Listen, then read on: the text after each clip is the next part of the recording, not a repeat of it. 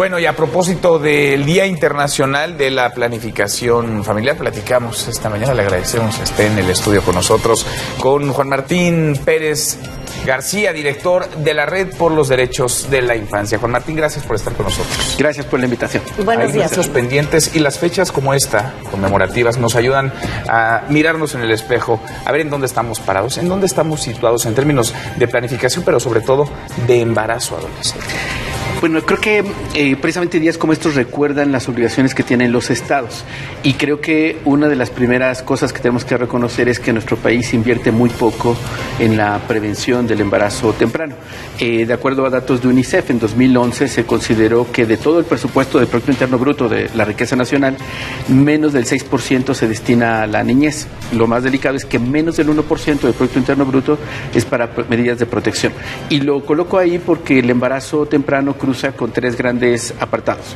Por un lado, la educación sexual, que va a ayudar a que en el momento en el que puedan decidir tener relaciones sexuales lo hagan de forma protegida sin tener que tener un bebé de por medio. Segundo, la violencia sexual, que está creciendo en nuestro país terriblemente. Y tercero, la forma en la que nosotros podemos evitar que esto se concluya en un matrimonio temprano. Entonces, hay como varios factores ahí. Nuestro país desarrolló hace 2 años aproximadamente una estrategia nacional para la prevención del embarazo temprano, que es muy buena, que fue asesorada por expertos y expertos internacionales, organizaciones sociales, pero tiene un pequeño problema de fondo, y es que carece de recursos para ejecutarse. La idea ideal que se tuvo, utópica, es que cada dependencia aportaría sus recursos, sus programas, y juntos harían la estrategia. El resultado es que los indicadores no se mueven, y tenemos ahora, por ejemplo, 5 de cada 100 adolescentes de 15 a 17 años de edad que reportan tener un hijo nacido vivo. Este dato cambia si nos vamos a Chihuahua, que sube hasta 8 por cada 100, o Chiapas. Y ahí diríamos, bueno, ¿qué relación tiene Chiapas con Chihuahua? En el caso de Chihuahua estamos hablando más de violencia sexual, una entidad industrial y demás, y Chiapas más asociada a los usos y costumbres indígenas. Entonces, cada entidad federativa, cada municipio va a tener expresiones donde el embarazo, y es muy importante dejarlo claro al público, no es que las adolescentes digan, ahora voy a ser mamá y entonces que me mantenga alguien, y no, tiene que ver con condiciones que van reduciendo los factores de oportunidad para construir un proyecto de vida. No, y más allá de eso, se pone en riesgo la vida de las jóvenes, adolescentes, niñas, en muchos casos todavía cuyo cuerpo no está preparado para tener un evento como dar a luz, ¿no? De hecho, la mortandad materna, un número importante de estas estadísticas en nuestro país, las más recientes, se ubican entre aquellas pacientes o aquellas niñas que fueron madres a destiempo y entonces les cuesta la vida. Aquí entramos en un tema, yo creo que también muy delicado, y que tiene que ver sobre todo porque en nuestro país siempre tenemos un pie de un lado y del otro en todo lo que tiene que ver con la legalización del aborto o la permisividad de realizar un aborto, en el que siempre ha sido una discusión muy aguerrida, de permitir el aborto en el caso de niñas embarazadas, evidentemente no por haberlo querido, sino por haber sido víctimas de violencia sexual. Creo que el reto más grande es hacerle entender a todos estos gobiernos estatales y hasta municipales que va más allá de tu criterio, que va más allá de tus creencias en la religión, que va más allá del conservadurismo. Estás hablando de la vida de un niño que se pone en riesgo de permitir la continuidad de este embarazo. Si tú dices, no, porque en este estado no se permite, no es legal el aborto, entonces seguramente tendrás una niña muerta. Claro, y mira, tocas algo muy importante, Mónica. Tenemos que hablar de equivalencia humana. Es decir, ¿valen más mis hijos que una adolescente embarazada? Es decir, yo permitiría que si mi hija adolescente va literalmente a trastocar su proyecto de vida por algo que no esperaba, por un hecho de violencia sexual, ¿lo aceptaría en mi hija o no? Esto lo coloco porque tenemos un trato desigual, y creo que en el caso de la Ciudad de México hay una condición que permite, y que está sucediendo afortunadamente cuando en otras entidades federativas hay negativa, las adolescentes pueden tener el derecho de vida, de venir a la Ciudad de México y poder, digamos, ver interrumpido un embarazo. Pero es más allá de eso. En nuestro país se está teniendo un trato desigual y no reconociendo que esta realidad está pasando.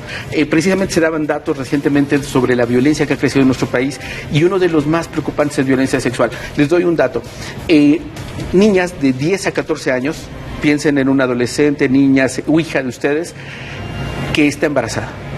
11,000 casos, o sea, en 2015. Entonces, estamos hablando de 11,000 vidas que quedan trastocadas y que no podemos permitirlo. Y cerraría este apartado diciendo que tenemos que sacar, como tú lo planteas muy bien, este debate de lo moral, lo ideológico. Es un asunto de salud y es un asunto de proyecto de vida y es un asunto de que las niñas de 10 a 14, como las de 15 a 17, valen lo mismo, claro, sin importar son de Chiapas, Chihuahua, Ciudad de México, porque estamos obligados a garantizar que su proyecto de vida sea una posibilidad real. La planificación familiar es parte de los derechos de la salud, sexuales, reproductivos, y los derechos para ejercerlos hay que conocerlos. Efectivamente, mira. ¿Cómo vamos en eso? En la ley general de información, de que permeen las políticas públicas, de que los ejerzan los niños, las niñas, los adolescentes, pero que los padres de familia los conozcan y no se queden en un asunto de usos y costumbres. Creo que tocaste exactamente todos los apartados. Muy bien, mira, los padres de familia, las madres de familia necesitamos información que nos quite los fantasmas, los miedos y que entendamos que tiene que ver con un derecho, que este derecho significa prevención.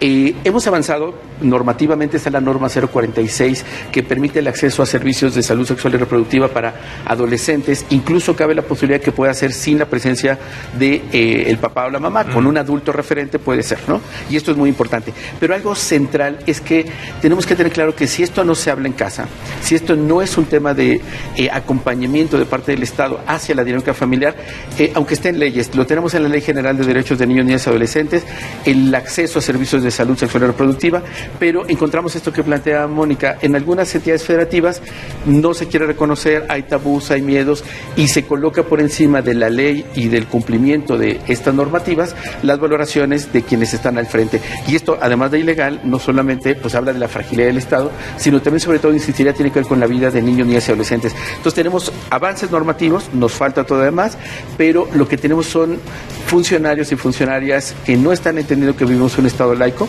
y tenemos a familias que todavía tienen mucha falta de información y que presuponen que puedes poner en riesgo a sus hijas y a sus hijos. Les doy un dato. Hay una evidencia científica que da cuenta que si las adolescentes y los adolescentes varones tienen información sobre la vida sexual, sobre su cuerpo y pueden decidir sobre ellos, tienen menos probabilidad de o retardan el inicio de su actividad sexual, retardan el inicio del consumo de alcohol, y esto es una buena noticia. Entonces, porque si sabemos el riesgo, es decir, si yo sé que si tomo alcohol me enfermo, si yo sé que si tengo relaciones sexuales y me puedo contagiar de algo o puedo tener un bebé que no quiero, lo voy a pensar más y voy a retardar esa pauta de inicio de actividad sexual o de consumo de alcohol. La Organización Mundial de la Salud ha insistido a los estados que tenemos que retardar al máximo este inicio de actividad sexual y de consumo de alcohol, porque a partir de ahí hay una ruptura en la forma en la que nuestro proyecto de vida se va conformando. Es una bola de nieve, claro, que ya no se detiene. Y por eso la importancia de que las políticas públicas orienten, prevengan e informen. Juan Martín, te agradecemos mucho haber estado con nosotros. Gracias.